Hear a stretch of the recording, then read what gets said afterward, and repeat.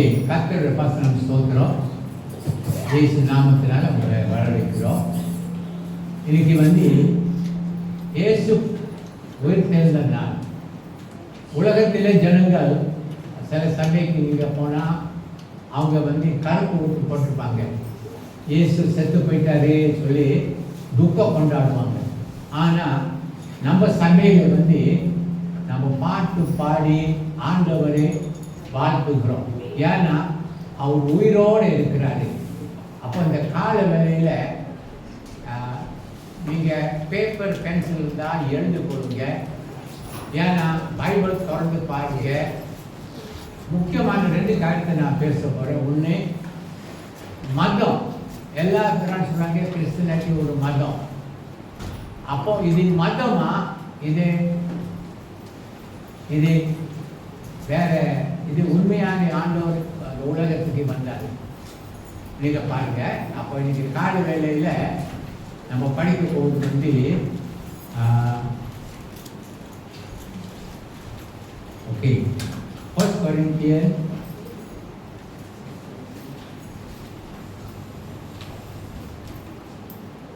Corinthians chapter 15.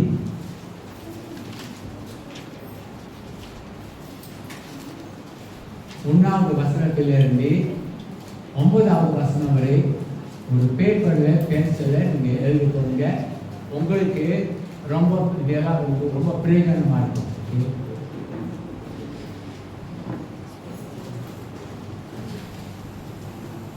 படியா. அன்றியும் சகோதரனே, நான் உங்களுக்கு பிரசங்கித்த சுவிசேஷத்தை மறுபடியும் உங்களுக்கு தெரியப்படுத்துகிறேன். நீங்கள் அதை ஏற்றுக்கொண்டு அதிலே நிலைத்திருங்கள். 2, நான் உங்களுக்கு பிரசங்கிக்கப்பட்டதாய் நீங்கள் அதை கை கொண்டிருந்தால் அதனாலே நீங்கள் ரட்சிக்கப்படுவீர்கள். மற்றபடி உங்கள் விசுவாசம் விரிவாக இருக்குமே. 3, நான் அடைந்ததோ உங்களுக்கு பிரதானமாக ஒப்புவித்ததும் என்னவென்றால், கிறிஸ்துவானவர் தேவ வாக்கியங்களின்படி நமது பாவங்களுக்காக மரித்து அடக்கம் பண்ணப்பட்டு தேவ வாக்கியங்களின்படி 3ஆம் நாளில் உயிர்த்தெழுந்து கேபாவுக்கு பின்பு பன்னீர் வரும் தரிசனமானார். அதன் பின்பு அவர் 500 பேருக்கும் அதிகமான சகோதரர்களும் ஒருவேளை தரிசனமானார். அவர்களில் அநேகர் இந்நாள் வரைக்கும் இருக்கிறார்கள். சிலர் மாத்திரம் நித்திரை அடைந்தார்கள். 7, பின்பு யாக்கோபுக்கும் அதன் பின்பு அப்போஸ்தலருக்கும் தரிசனமானார். 8, எல்லாருக்கும் பின்பு அகலாம் பிறவில் போன்ற எனக்கும் தரிசனமானார். 9, நான் அப்போஸ்தலர் எல்லாரிலும் சிறியவனாய் இருக்கிறேன். தேவனுடைய சபையை துன்பப்படுத்தினாலே நான் அப்போஸ்தலர் என்று பெயர் பெறுவதற்காக பார்த்தீர்கள் அல்ல. ஜெபிப்போம். அன்புள்ள தகப்பனே, வசனத்தை நீ ஆசீர்வதியும். வசனம் மூலமாக ஒவ்வொரு உள்ளத்தில் பேசி பலப்படுத்தும். அவங்கள ஆவிக்குரிய கண்கள் திறந்து விட மாட்டது. நீ மெய்யான தேவன் என்று ஜனங்கள் அறிய வேண்டும் மாட்டது. எல்லா பிசாசுக்குள்ள கிரியைகளாக இயேசு கிறிஸ்து நாமத்தினால கட்டி அப்புறப்படுத்துகிறோம். இந்த கால வேளையில் அப்பா ஒரு நாம மாற்றமும் பெருமைப்படுத்தும். இயேசு கிறிஸ்து நாமத்தினால ஜெபிக்கிறேன். ஆமென். கர்த்தருக்கு ஸ்தோத்திரம். நீங்க படிச்சீங்க. 3வது வசனம் என்ன?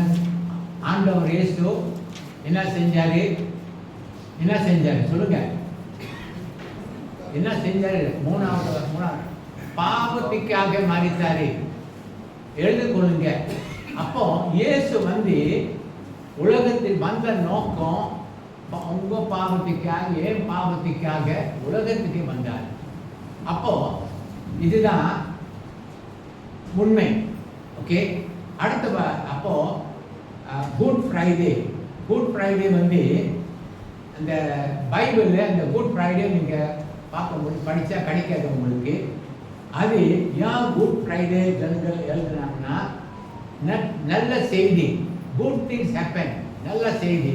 அதனால குட் ஃப்ரைடேன்னு கொடுத்தாங்க.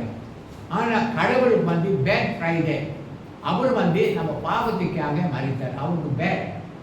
ஆனால் சொந்த குமாரனே உலகத்தை கொடுத்தாரு. Bad for God, good for you and me. ஆனால் அடுத்தது அப்போ இதில் பாவத்தை சுமந்தாரு. Okay okay. ரெண்டாவது இந்த கலைக்கு அவர் பாவத்துக்கு சுமக்க வந்தாரு, அவரிடத்தில் பாவம் இல்லை. அப்போ அவர் உண்மை அந்த நீங்கள் வீட்டில் போய் நான் எழுதிருக்கிறேன், நான் எல்லாம் படிச்சுட்டு போகிறேன், உங்களுக்கு அப்படியே ஸ்கிரிப்சர்ஸ் வேணும்னா நீங்கள் வீட்டில் போய் நான் கொடுக்குறேன், நீங்கள் வீட்டில் போய் படித்து பாருங்கள். 1 யோவான் 3வது அதிகாரம் 5வது வசனம். 1 யோவான் 3வது அதிகாரம் 5வது வசனம். அவரே என்ன சொல்லப்பட்டிருக்கு? அவர் நம்முடைய பாவங்கள் சுமக்க வெளிப்பட்டாரு, அவரிடத்தில் பாவம் இல்லை. ஓகே. கடைசியாக இந்த வசனத்தை நீ படியா. ரோமர் புஸ்தகம் 5வது அதிகாரம் 6, 7, 8.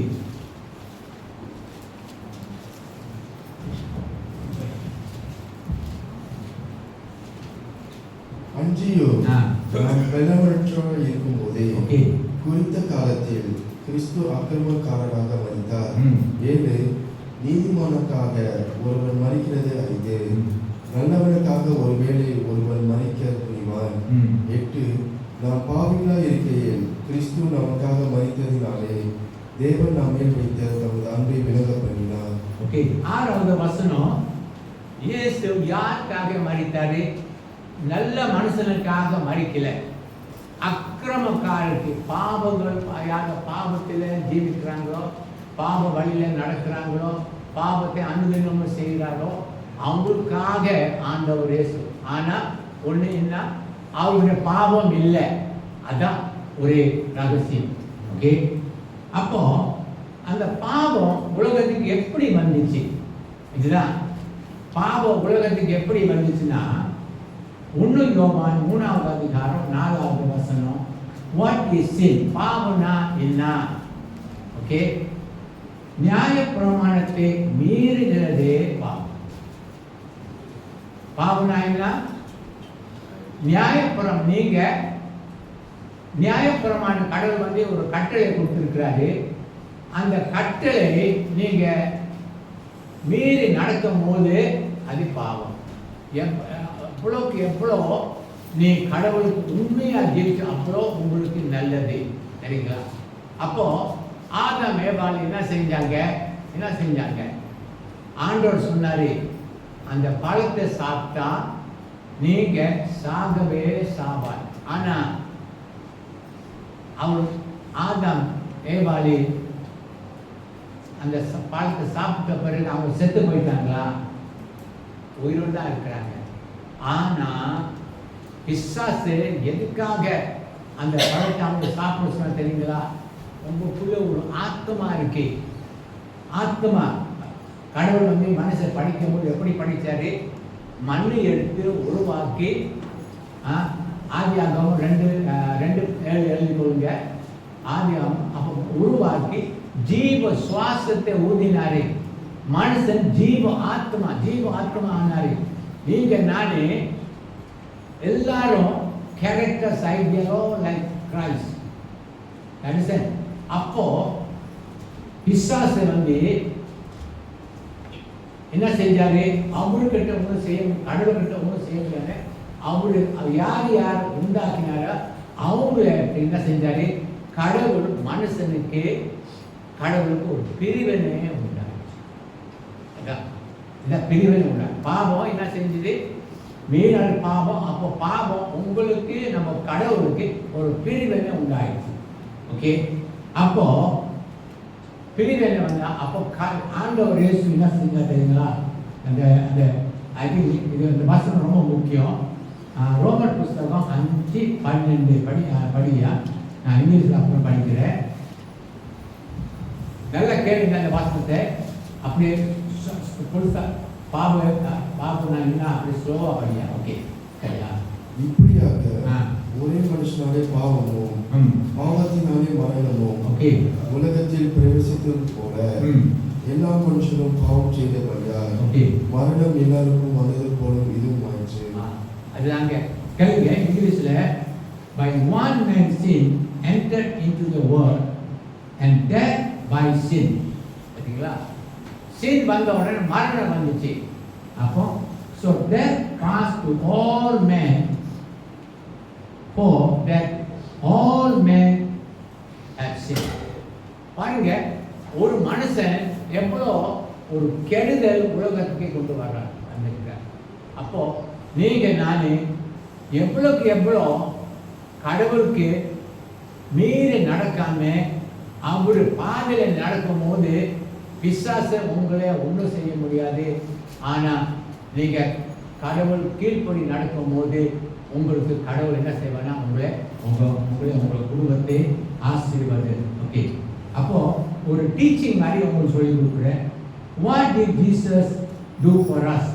அப்போ மனுஷனுக்கு ஒரு பிரிவினை வந்த உடனே ஆண்டவர் பரலோகத்தில் என்ன செஞ்சாரு என்ன இதான் நீங்க பார்க்கணும்.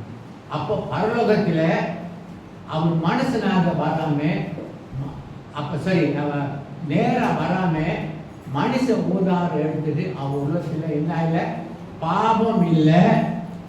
Okay, he came from heaven to this earth, பூமிக்கு வந்து not to start a religion, மதத்தை உண்டாக வரவில்லை. but what do he do for the world? உலகத்துக்கு என்ன செஞ்சாரு? உங்களுக்கு மட்டும் இல்லை, உலகத்துக்கு என்ன செஞ்சாரு? ஓகே, அதான் நம்ம பார்த்தோம். உலகத்துக்கு என்ன செஞ்சாருன்னா அவர் என்னதுக்காக வந்தாரு?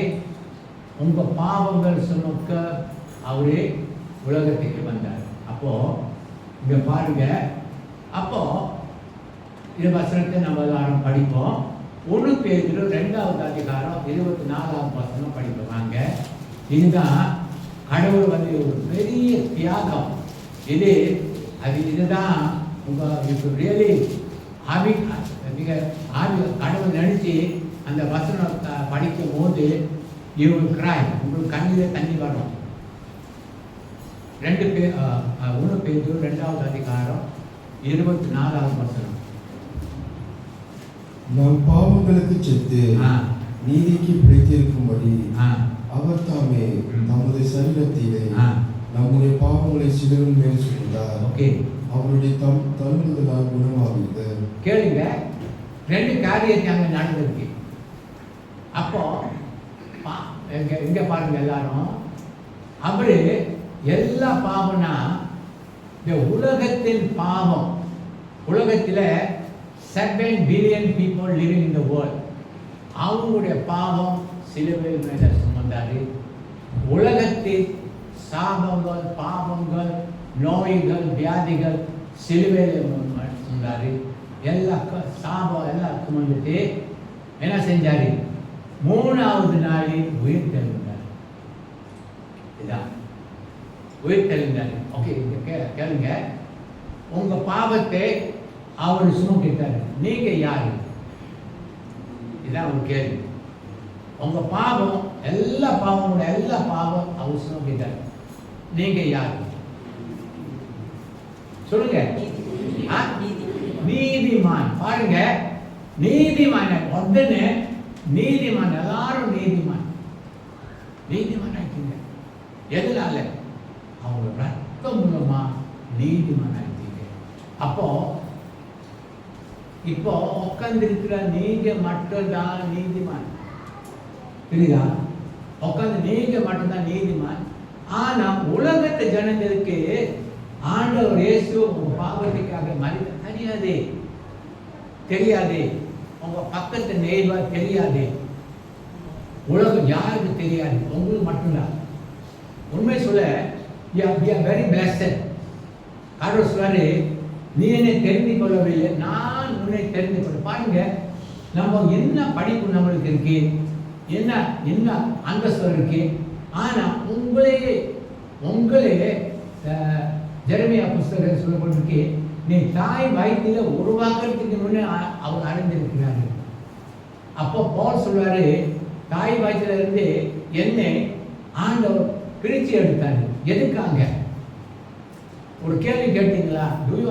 இந்த ஒரு கேள்வி நீங்க கேட்கணும். ஏன் உங்க மாதிரி ஆளு எங்க மாதிரி ஆளு பெரிய படிப்பாளிகள் நல்லா படிச்சிருக்காங்க, டிகிரிலாம் வச்சுருக்காங்க, அவங்களுக்கு சூஸ் பண்ணிட்டா நல்லா படிச்சிருக்காங்க, நல்லா செய்வாங்க, படிச்சிருக்காங்க, டிகிரி வச்சுருக்காங்க. ஆனால் நம்மளுக்கு படிப்பு அறியாத, ஒன்றும் தெரியாத பேர் பாருங்க, படிப்பு அறியாத மனுஷன் எதுக்காக உங்களுக்கு அவர் தெரிஞ்சுக்கிறார்? இதுதான் நீங்கள் கேட்கணும். ஃபர்ஸ்ட் டைம் அவங்களுக்கு அவங்க அந்த வயசில் உங்களுக்கு தெரிஞ்சு கொண்டாரு, 40 வயசுல 30 அவர் நம்மளுக்கு அதான் உண்மை. வாங்க return to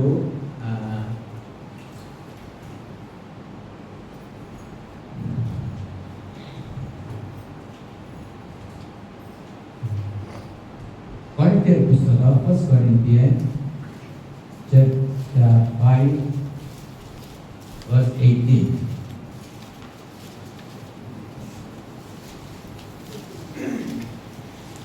First Corinthians chapter 5 verse 18. படிக்கிறீங்களா? தயவு செய்து மேக் நோட் பண்ணுங்க. Second.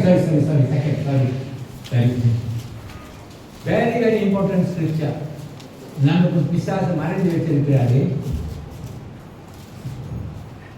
இவையெல்லாம் தேவனாலே உண்டாயிருக்கிறது. ஓகே. அவர் இயேசு கிறிஸ்துவை கொண்டு நம்மை தம்மோடு ஒப்புரவாகி ஒப்புரவாகுதலின் ஊழியத்தை எங்களுக்கு ஒப்பு கொடுத்தார். கேளுங்க, உங்களே ஒப்புரவாகினா நீ பாவம் அறிக்கை செய்து இயேசு கிறிஸ்து உங்க உள்ளத்தில் நீங்க ஏற்றுக்கொள்ளுங்க, நீங்க நீதிமான். அப்போ நீதிமான் மட்டும்தான் என்ன செஞ்சாரு? ஒப்புரவாகு ஊழியத்தை உங்களுக்கு கொடுத்திருக்காரு. ஒப்புரவாகு ஊழியம் என்ன? ஒப்புரவாகு ஊழியம் என்ன? What's a reconciliation ministry? Nicholas, you are reconciled to God and you must and you bring the your reconcile others to God. அப்போ your duty is to reconcile your friends to God. இதான் பெரிய பொறுப்பு. இதுதான் நாம் செய்யாம இருக்கோம், மறந்துடும், செய்யாம இருக்கோம். இப்போ பாருங்க, நீங்க இது ஆண்டவர் வந்து ஞாபகப்படுத்தினாங்க, இதெல்லாம் உங்களுக்கு சொல்லுங்க. பாருங்க, நீங்க ரட்சிக்கப்பட்டிருக்கீங்க, நல்லா எனக்கு ஆண்டவர் வந்தா நீங்க அப்போ உலக ஜனங்கள் இங்க போவாங்க, தேவன் அறியாதவர்கள் இங்க போவாங்க. அப்போ நான் எழுதியிருக்கிறேன், உங்களுக்கு வேலை என்ன தெரியுங்களா? உங்க பேப்பர்ல பேசுறது எழுதி கொடுங்க. அப்போஸ்தலர் புஸ்தகம்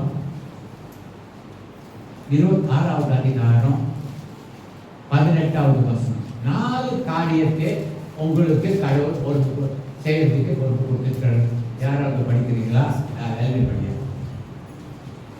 அவர்கள் என்னை பற்றும் விசுவாசத்தினாலே பாவ மன்னிப்பையோ பரிசுத்தமாக்கப்பட்டவர்களுக்குரிய சுதந்திரத்தையும் பெற்றுக்கொள்ளும்படியாக அவர்கள் இருளை விட்டு ஒளிநிலத்திற்கோ சாத்தானுடைய அதிகாரத்தை விட்டு தேவனிடத்திற்கு திரும்புவோ நீ அவர்களுடைய கண்களை திறக்கும் பொருட்டு இப்பொழுது உன்னை அவர்களிடத்தில் அனுப்புகிறேன் என்றார். பாத்தீங்களா? எதுக்காக கடவுள் அவனுக்கு அனுப்பியிருக்காரு? 4 காரியத்தை நீங்க, நான் இங்கிலீஷ்ல எழுதியிருக்கிறேன். You got to open the eyes. அவங்களோட கண்ணை நீங்க திறக்கணும். ஜனங்கள் உங்க பக்கத்து வீட்டு கண்ணு, ஜனங்கள கண்ணு, நீங்க ஒரு ஐ ஸ்பெஷலிஸ்ட். ஏன்னா இந்த எழுதி கொடுங்க. 2 Corinthians 4:4 வந்து என்ன எழுதிருக்கு? இந்த பிரபஞ்சன் தேவன் அவங்க ஆண்டுக்குள்ள வராதபடிக்கு அவங்களுடைய கண்கள் கூடாக வைத்திருக்கிறாரு. அதனால தான் நிறைய பேர் இன்னைக்கு ஆண்டு வராங்கன்னா பிசாசு அவங்களுடைய கண்கள் கூடாக வைத்திருக்கிறாரு. He has blinded, God of this world has blinded the eyes.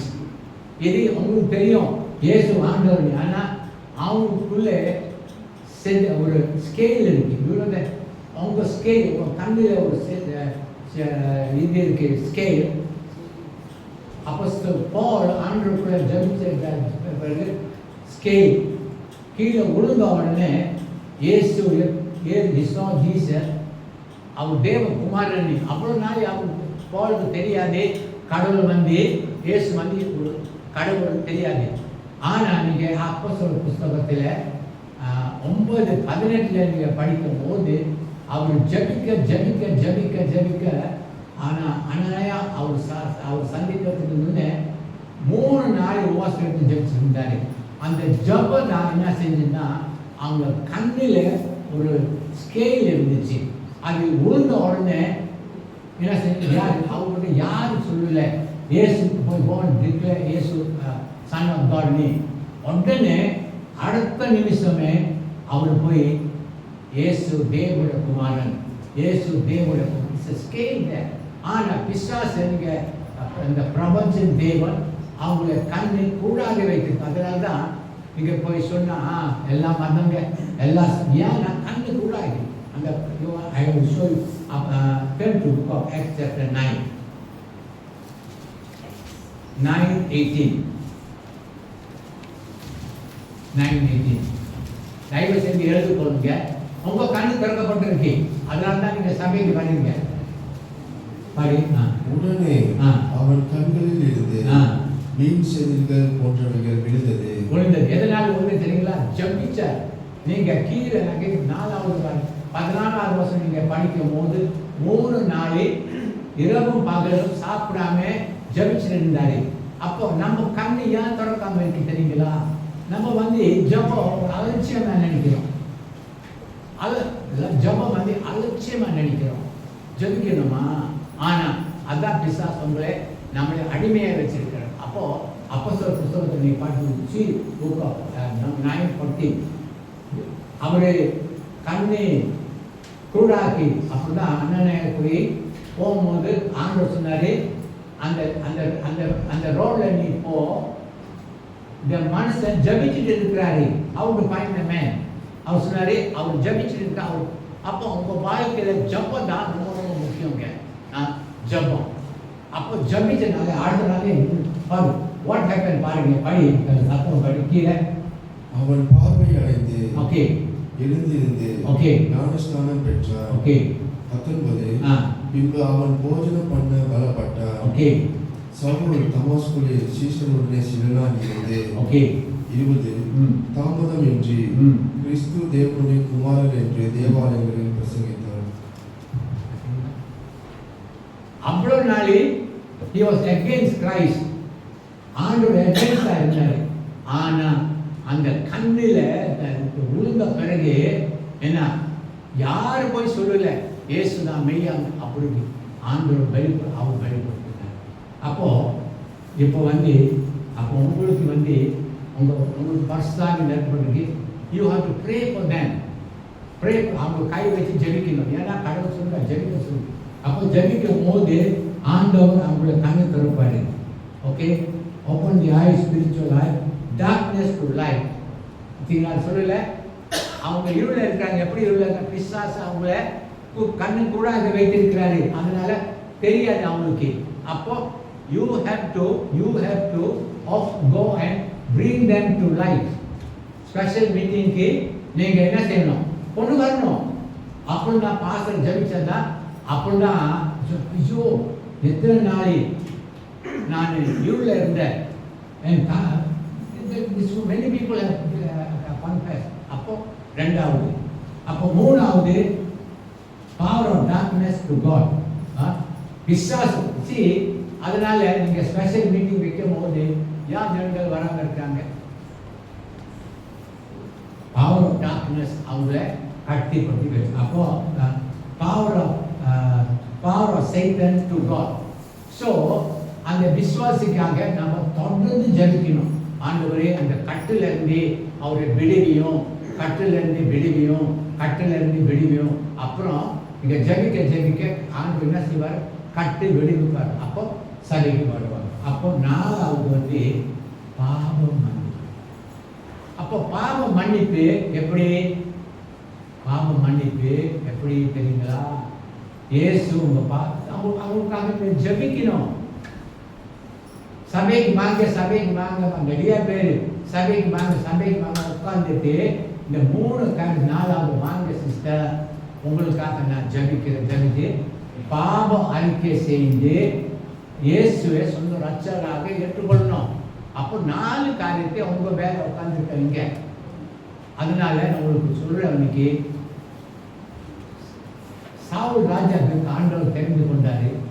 ஆனால் சாவுல் ராஜா ஆடு மேய்ச்சிட்டு இருந்தாரு, ஒரு ஏழையா இருந்தாரு. நான் சொல்றேன் உங்களுக்கு, ரொம்ப ஏழையா இருந்தாரு.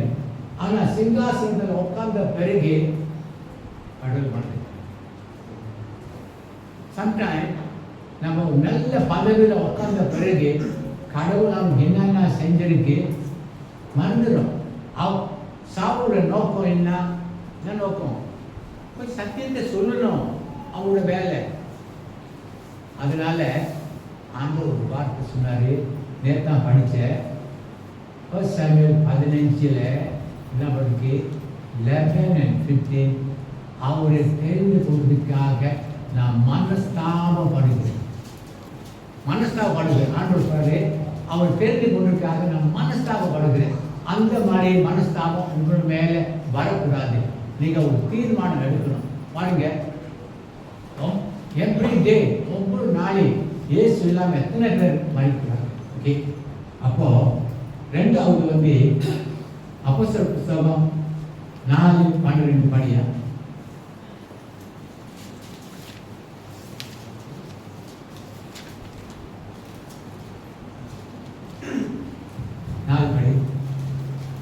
அவராலே அன்றி வேறொருவராலும் ரட்சிப்பு இல்லை. ஓகே, நாம் ரட்சிக்கப்படும்படி வானத்தின் கீழேயோ மனுஷர்களுக்குள்ளே அவருடைய நாமமே அல்லாமல் வேறொரு நாமம் கட்டளையிடவும் இல்லை என்றார்.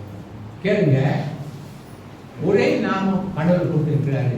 பரலோகத்தில் ஒரே நாமம் கொடுத்துருக்காரு, இயேசு நாமம். அந்த இயேசு நாமம் மட்டும் ஜனங்கள் ஏன் இயேசு மட்டும் நீங்கள் சொல்லிக்கொடுங்க. இயேசு மட்டும் ஏன் தெரியுங்களா? உங்கள் பாவத்தை அவர் சுமந்து இருக்கிறாரு. பாவத்துக்கு சம்பளம் மரணம். நீங்கள் இயேசு விசுவாசக்காட்டி உங்களுக்கு நரகம் காத்துக்கிட்டு இருக்கு. பாவப்படுங்க. அப்போ நீங்கள் சொல்லணும், தெரியுங்களா? ஓகே, அப்போது ஒரு நாமம் இயேசு நாமம்.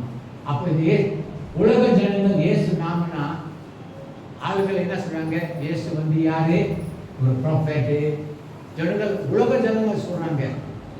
ஆனா அதான் ஆண்டவர் பேதுருக்கிட்ட கேட்டார், எல்லாரும் என் பற்றி என்ன சொல்றாங்க? ஓ, நீ ஒரு தீர்க்கதரிசி, நீ ஒரு ப்ராஃபெட்டு, நீ ஒரு டீச்சரு, நீ என்ன சொல்ற?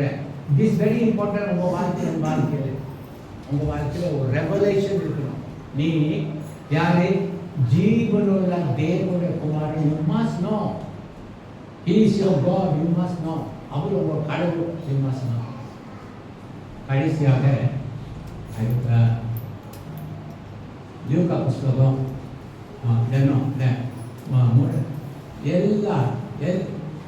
பாருங்க, all soul is mind. Ezekiel புஸ்தகம் 18:4 எல்லா ஆத்மா என்னுடையது, பாவ செய்கிற ஆத்மா சாகும். ஓகே, எல்லா ஆத்மா ஆரம்பத்தில் நான் சொல்லி ஆத்மா எப்படி வந்துச்சுன்னு. அப்போ அந்த ஆத்மா இப்போ ஆத்மா என்னுடையது, இட் பிலாங்ஸ் டு காட். அப்போ அது பாவம் செஞ்சா அது சாகும். பாருங்க, ஒரு மனுஷன் மறைக்கும் போது நீங்க போய் நம்ம அடக்கம் பண்றோம். அவரு சரீரம் தான் அடக்கம் பண்ணணும், மண்ணு தான் அடக்கம் பண்ணணும். ஆனா உள்ள ஒரு ஜீவன் இருக்கு, அது சாகல. இதுல நீங்க பார்க்க போறீங்க. அது உள்ள சில பேர் நான் செத்த பிறகு நான் எங்க போறது என்ன தெரியுங்க, செத்த பிறகு எங்க போறது தெரியாது. ஆனா உங்களுக்கு காமிக்கிற I know you go to hell or go to heaven. நீங்க நரகத்துக்கு போவீங்க, இல்லாட்டி மோட்சத்துக்கு போவீங்க. கடைசியாக தயவு செய்து பைபிள் தொடருங்க பாருங்க, உங்களுக்கு ஒரு கன்விக்ஷன் வரட்டும். ஓகே, வசனம் சொல்லுதுல, wages of sin is death, gift of God is eternal life. பாவம் மரணத்தை கொண்டு வரும், gift will bring salvation in your soul. Okay, சரிங்களா? ஓகே, இது எத்தனை வாட்டி நீங்கள் கேட்டுருப்பீங்க. ஆனால் அதை பார்ப்போம். செத்த பிறகு மனுஷன் எங்கே போகிறான்னு 16 Luke chapter 16.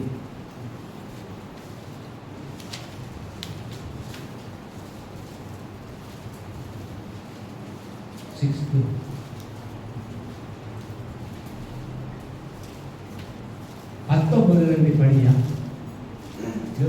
தயவு செய்து ஒப்பனிய பைபிள்லாம். ஓகே,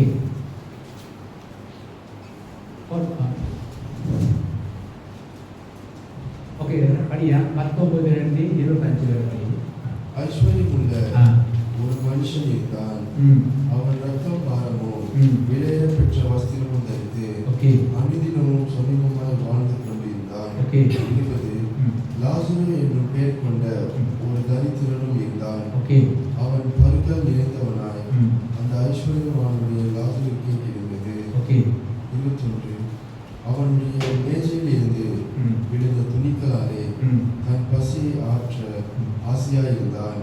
நாய்கள் வந்து அவன் பற்களை நக்கிற்று. 22 பின்பு அந்த தரித்திரன் மரித்து தேவதூதரால் ஆபிரகாமுடைய மடியிலே கொண்டு போய் விடப்பட்டான். ஐஸ்வர்யவானும் மரித்து அடக்கம் பண்ணப்பட்டான். 23 பாதாளத்திலே அவன் வேதனைப்படுகிற போது தன் கண்களை ஏறெடுத்து தூரத்திலே ஆபிரகாமையும் அவன் மடியிலே லாசருவையும் கண்டான். 24 அப்பொழுது அவன் தகப்பனாகிய ஆபிரகாமே, நீ எனக்கு இறங்கி லாசரு தன் விரலின் நுனியை தண்ணீரால் துவைத்து என் நாவை குளிர பண்ணும்படி அவனை அனுப்ப வேண்டும். இந்த அக்கினி ஜுவாலையில் வேதனைப்படுகிறேன் என்று கூப்பிட்டான். 25 அதற்கு ஆபிரகாம், மகனே, நீ பூமியிலே உயிரோடு இருக்கும் காலத்தில் உன் நன்மைகளை அனுபவித்தாய், லாசரும் அப்படி தீமைகளை அனுபவித்தாய். அதை நினைத்துக்கொள். இப்பொழுது நீ தேற்றப்படுகிறாய், அவன் தேற்றப்படுகிறாய், நீயோ வேதனைப்படுகிறாய். 23வது வசனம், ஐ திங்க் 22 தரித்திரன் இங்கே இருந்தாரு ஆபிரகாம் மடியில. அவர் கஷ்டப்பட்டுக்கிட்டு இருந்தாரா? சுகமா? Heaven is the peaceful. பாருங்க, பரலோகம் வந்து ஒரு சமாதானமான இடம். அதான் கடவுள் வந்து உங்களுக்கு எனக்கு ஆயத்தம் பண்ணியிருக்கா தெரியுங்களா? ஆயத்தம் பண்ணி பரலோகத்துக்கு போயிருக்கிறாரு, திரும்பி வரப்போறாரு. 14வது அதிகாரம் யோவான் படித்த போது என்ன சொல்லுது? நான் போய் உங்களுக்கு ஒரு இடத்தை ஆயத்தம் பண்ணி திரும்பி வருவேன், வரும்போது நான் அவங்க இடத்துக்கு போவேன்னு ஆண்டவர் உங்கள் ஆத்மாவுக்கு சொல்லிட்டு போயிருக்காரு. ஆனால் இங்கே வந்து அது சுகம் நித்தியமாக கேளுங்க. பரலோகம் வந்து நித்தியமாக அங்கே வாழ போகிறோம். அங்கே கனி இருக்காது, நோய் இருக்காது, ஒன்றும் இருக்காது. ஆனால் நரகத்தில் ஆண்டவர் என்ன சொன்னார்? நான் வேதனைப்படுகிறேன். வேதனை வந்து ஒரு நாளைக்கு வேதனை இல்லைங்க, நித்தியமா அவங்க ஆத்மா அங்கே வேதனைப்படிக்கிட்டே இருக்கும், வேதனைப்படிக்கிட்டே இருக்கும். அப்போ இதுதான் நரகம், மோட்சம். அப்போ நீங்க கேளுங்க, ஒரு மனுஷன் அவங்க நண்பர் நம்ம சொந்தக்காரங்களா நினைக்கிறீங்க பார்ப்போம். எத்தனை பேர் அவங்க குடும்பத்தை ரசிக்கப்படாமல் இருக்கிறாங்க? இந்த இடத்துக்கு தான் போவாங்க, வேற எங்கே இல்லை. ஆனால் கடவுள் அவங்களுக்காக இந்த பில்லியன் பீப்புள் மறித்தாங்க தெரியுமா? அந்த அந்த இடத்துல உங்களை சொந்தக்காரங்க மறித்திருக்காங்க. அப்போ நீங்கள் தான் போய் சொல்லணும், இயேசு நாளில் இயேசு வந்து உங்கள் பாவத்துக்காக மறித்தாங்க, நீங்கள் விசுவாசித்தா நீங்கள் பாதுகாப்பு போவீங்க. நீங்கள் சொல்லாட்டி அவங்க தெரியாது. அப்போ அதனால தான் ஆண்டு சொன்னார், சனாதிபதி, யூ ஆர் த அம்பாசடர். அவங்க ரெண்டாவது வந்து ஒப்புரவாகிறது. அப்போது கடைசி நாளில் நம்ம ஜீவிக்கிறோம், கடைசி நாள் நம்ம ஜீவிக்கிறோம். அப்போது நம்மளோட கடமை என்ன? கடவுள் நமக்கு என்ன கொடுத்துருக்கிறாரு? குட் மார்னிங் சொன்னால் ஆண்டு ரசிக்கப்பட மாட்டாங்க. வசனத்தை அனுப்புங்க. அந்த வசனம் சொல்கிறவங்களுக்கு வசனத்தை படித்து ஜனங்கள் ரசிக்கப்படுவாங்க. Good morning ரசிக்கப்படாது. இந்த வார்த்தை இயேசு மட்டும் இருந்துச்சுன்னா, அங்கே இருந்துச்சுன்னா அவங்க ரசிக்கப்படுவாங்க. நான் சொல்கிற ஒரு கதை எத்தனை வாட்டி சொல்லியிருக்கிறேன். என் அண்ணன் மனைவி அவங்களுக்கு என்ன நோய் கிடைங்களா, லுக்கிமியா. அவன் கண்ணால் பார்க்க இங்கே நடப்பாங்க, அவங்க நிற்பாங்க, அவங்க நிற்பாங்க. அப்போது வாயில் தான் மனைவி சொன்னாங்க, அண்ணி இயேசுவை விசுவாசிங்க. அந்த வார்த்தை தான் சொன்னாங்க. அந்த வார்த்தை அவங்கள கேட்டுச்சு. பாருங்க, அந்த நாமத்தில் எவ்வளோ வல்லமில்லை நாமம், எல்லாம் உலகால போல சொல்லப்பட்டிருக்கு. அந்த வார்த்தை கேட்டு அவங்க ரட்சிக்கப்பட்டாங்க. ரட்சிக்கப்பட்டு சுகத்தை பெற்றுக்கொண்டாங்க. இங்கே இருந்து அங்கே நடக்க முடியாமல் இருந்தாங்க. ஆனால் ஒரு நாள் திடீர்னு நம்ம பின்னால் பிசுப்பை மேலே இருந்தோம். திடீர்னு அவங்க அப்புறம் வேறு அவங்க மகன் 2 பேர் 3வது மாடிக்கு அப்படியே வந்துட்டாங்க மேலே. அப்படின்னா மனைவி கேட்டாங்க, உங்களுக்கு என்ன நடந்துச்சுங்க, திடீர்னு நடக்குதுங்க? இல்லை, ஒரு ராத்திரியில் நான் படுத்துட்டு இருந்தேன். அப்போது நீங்கள் இயேசு நம்புங்க சொன்னனால அப்புறம் என்னமோ நான் தூங்கிட்டு இருந்தேன். ராத்திரியில் வந்து என்னமோ என்னை தொட்டுச்சு. தொட்ட உடனே என் நோய் அப்படியே நல்லாயிடுச்சு. பாருங்க, சொன்ன நாளே ரசிக்கப்பட்டாங்க. தெரியுதா உங்களுக்கு? சொன்ன நாள் ரசிக்கப்பட்டாங்க. அவங்க குடும்பம் இயேசுவாங்க. இயேசுனா பரவாயில்லை, இதுதாங்க உண்மை. அப்போ அவங்க கேட்குறாங்க, தெரியுதா? சார் அவங்க கேட்குறாங்க, இயேசு பாவதி அவங்க கேட்குறாங்க. கட்டாயம் ஒரு வசனம் இருக்குல்ல, வசனம் ஆண்டவர் சொன்னாரு, ஐசையா 55:11 படிக்கவா, முடிச்சிருக்கோம். 55:11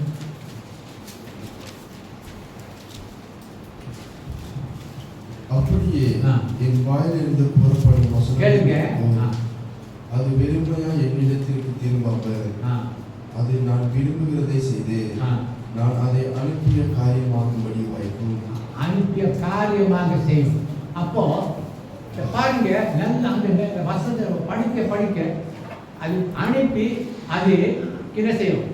அது வேலை முடிக்காம தெரியும் வராது. அப்போ அந்த வசனம் நீங்கள் கொடுத்த வசனம், ட்ராக் அனுப்புகிற வசனம் கேட்டிருக்காங்க. அந்த டைம் வரும்போது கட்டாயம் ரட்சிக்கப்படுவோம். அப்போது நம்ம வந்து கடவுள் கண்ணல்ல உங்களை இன்னைக்கு வந்து வசனம் சொல்லி, நீ என்னை தெரிந்து கொள்ளவில்லை, நான் உன்னை தெரிந்து கொண்டேன். இந்த கால வேலையில் நம்ம கடவுளுக்கு கூப்பிட்டு போவாங்க. ஒவ்வொரு கொடுத்துட்டு, அப்போ ஆண்டவரே நீ கொடுத்த வேலை நம்ம ரொம்ப நாள் செய்யாமல் இருக்கணும்ப்பா. இந்த கால வேலையில் அந்த வேலை நம்ம பொறுப்பாக செய்ய போகிறோம் ஆண்டவரே. ஆனால் இன்னைக்கு காலத்தில் தான் நான் பார்த்தேன் ஆண்டவரே, சத்தியத்தை அறியாத மனுஷன் நரகத்துக்கு போவாங்க சொல்லி, அப்பா அந்த சத்தியம் நம்ம கையில் இருக்கப்பா ஆண்டவரே. எல்லாம் எழுந்து போவாங்க. எழுந்து கற்றுருக்கோம். இந்த ஈஸ்டர் நேரத்தில் காலையில் தேவனுக்கு நம்ம கொடுப்போம். நம்ம தேவ ஊழியத்தை ஒழுங்காக செய்ய போகிறோம். Hallelujah. Praise the Lord, praise the Lord, praise the Lord, praise the Lord, praise the Lord, praise the Lord, praise the Lord. அது எல்லா கண்களையும் மூடி நம்ம சொந்தக்காரங்களை கவனிங்க. உங்கள் குடும்பத்தை நினைக்கிங்க. உங்கள் குடும்பத்தில் யார் யார் ரட்சிக்கப்படாமல் இருக்கிறாங்களோ அவங்க கவனிங்க. ஏன்னா பரலோகத்தில் உங்கள் அம்மா அப்பா நீங்கள் அவங்க நரகத்தில் இருப்பாங்க. அவங்க நம்ம மோசத்தில் அவங்க பார்ப்போம். ஆனால் ஒன்றும் செய்ய முடியாது. அப்போ இன்றைக்கி நல்ல சந்தர்ப்பம் நம்மளுக்கு. அவங்க உயிரோடு இருக்கிறாங்க. எப்படி அவங்க ட்ராக் அனுப்புங்க, ஏதாவது வீடியோ அனுப்புங்க, அதில் தனியாக போய் பேசுங்க, எப்படியாவது செய்யுங்க. அப்போ அவங்க கேட்ட பிறகு கட்டாயம் அவங்க ரட்சிக்கப்படுவாங்க. 2 கைகள் உயர்த்தி ஆண்டவருக்கு நன்றி செலுத்துவோம். ஒரு பாட்டு பாடுவாங்க. Hallelujah. Praise the Lord, praise the Lord, praise the Lord, praise the Lord. தேவனே எல்லாம் வாய் திறந்து ஆண்டவர் சொல்லுவோம். உங்கள் வேலை செய்கிற எத்தனை பேர் உங்க கூட வேலை செய்கிறாங்க, நீ சொல்லாமல் இருந்தால் கட்டாயம் நரகத்துக்கு போவாங்க. ஆனால் நீ சொன்னால் அவங்க ரட்சிக்கப்படுவாங்க. Brothers and sister, hallelujah, hallelujah. Praise the Lord, praise the Lord, praise the Lord. Praise. எல்லா கைகளை உயர்த்தி கர்த்தருக்கு நன்றி சொல்கிறோம். இந்த நாளிலே நம்ம கொண்டாடுவோம். ஏன்னா நம்ம ரட்சிக்கப்பட்டிருக்கிறோம். சந்தோஷம். கடவுள் வந்து நமக்கு சமாதானத்தை கொடுத்திருக்கிறாரு, சந்தோஷத்தை கொடுத்திருக்கிறாரு. ஆனால் உலக ஜனங்கள் பாவத்தில் இருக்காங்க. அவங்கள பற்றி நம்ம கொஞ்ச நேரம் தியானிப்போம்.